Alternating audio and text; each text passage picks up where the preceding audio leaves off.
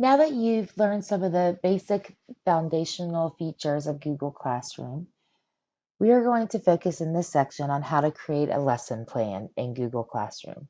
Now, Google Classroom allows you to create an assignment in a matter of seconds and then distribute it with a click of a button. Learners can turn it back in just as easily, and the teacher has immediate line of sight on who has submitted it and who is still working on it. The assignment process has never been quicker or more effective. So let's jump in and see how Google Classroom creating a lesson works. So for just a second, I'm going to get over to Google. I need to log in, and you've already learned these steps, so I'm going to jump through them as quickly as possible. And the first thing that you're going to do when you're in the class is you're going to find the classwork tab at the top.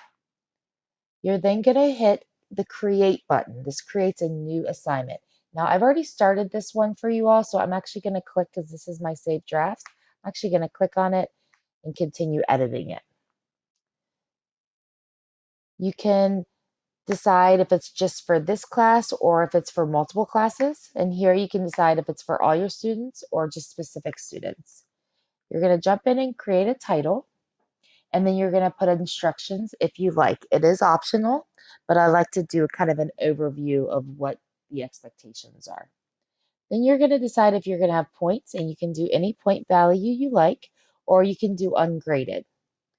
And then for the due date, it defaults to tomorrow, but you can click any calendar date. I've been told that no due date works the best, because then the assignment's always open. So if students, join your class late, or a variety of options why they would need to turn it in later, it's still there. You can assign it a topic if you like. So if you have, say you're doing a chapter 5 and everything goes towards that, this kind of groups everything together in the stream for the students. So if you have a topic, you can put it there. And this is a new feature called originality reports. This helps with plagiarism, and it also helps the students cite sources. So it's kind of artificial intelligence to look through across all of their assignments and see if they have any plagiarism in it, and also if something should be quoted and referenced. Now, after all this, you can decide if you're going to attach documents. So the next step is adding details of documents. So you can click on any of these options, and you can select files from your laptop, or you can use the Google Drive option. Now I've already attached 2 documents. I have a how-to guide, and then I have a screenshot of how to create an assignment. Now, if it is a Google Doc, it will give you the permissions option. So either students can view file, students can edit file, or make a copy for each student.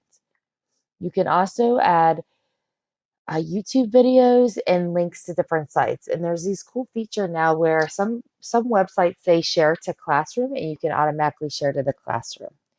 Now, your next step is, once you have all your options in, you have assign options. You can save a draft, you can schedule it, or you can assign the assignment right then and there.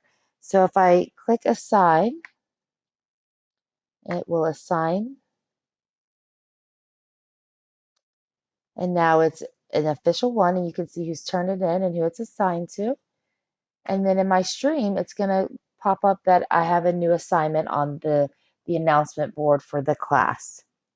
Now, the next steps is I want you to take a moment to read through the attachments I've added, since you all are part of this classroom environment. And I'm going to go back to my PowerPoint, just kind of explain some things. So this is kind of the workflow.